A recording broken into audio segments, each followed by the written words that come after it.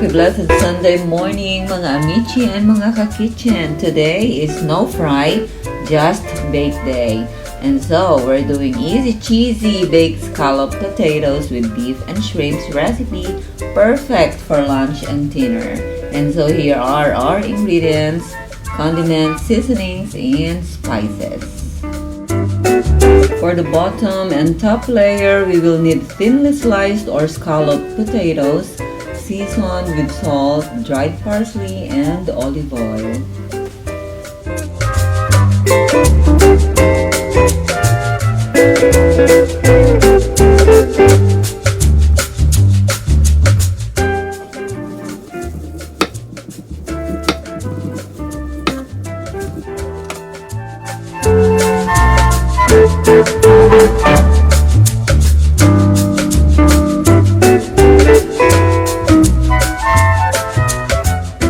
And we are now ready to assemble our delish dish.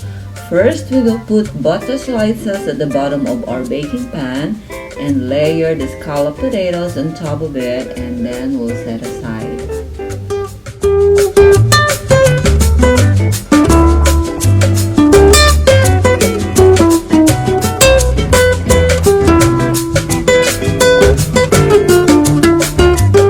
For our dish filling, we will just mix our minced beef and shrimps together with all our seasonings and spices.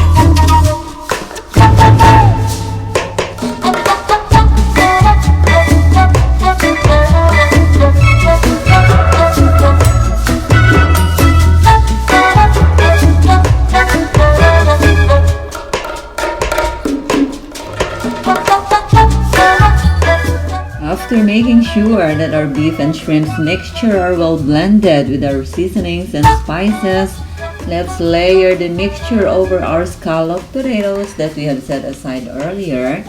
Then top it off with the rest of our potatoes, sprinkle dried parsley, and yes, we're ready to bake.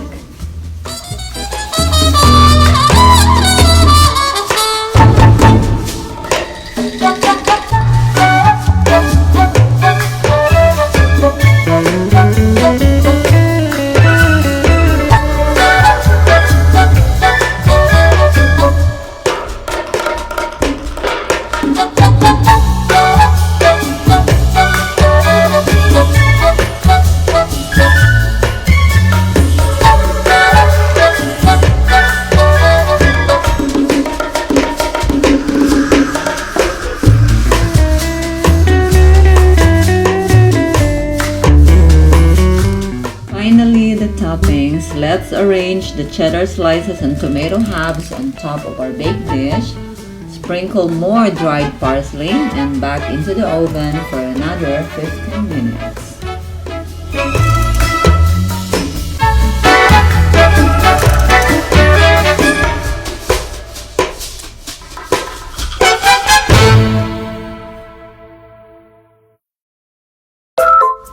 And yep, we're ready to serve. Those tomatoes looks wrinkly gorgeous. Ito lang ang may wrinkles na maganda, mga michi at mga ka-kitchen.